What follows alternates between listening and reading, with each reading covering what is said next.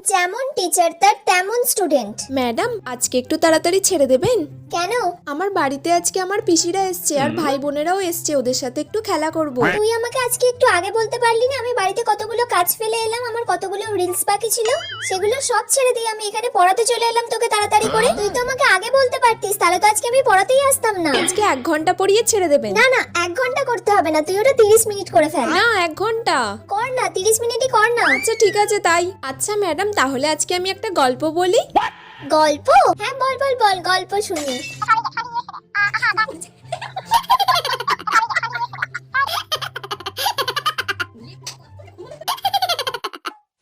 ব্যাস, আজকে টাইম হয়ে গেছে, তাহলে আজকে আমি আসছি, কালকে আসবো, কালকে এসে আবার ভালো করে পড়াবো। কাল থেকে কিন্তু আর এরকম গল্প করলে একদম চলবে না, এবার থেকে ভালো করে পড়াশোনা করতে হবে। হ্যাঁ ম্যাম, এবার থেকে আমি সিরিয়াস ভাবে পড়বো। যদি তুই পড়তে না চাস তখন আমরা গল্পই করবো 2 ঘন্টা, ঠিক আছে? ঠিক আছে।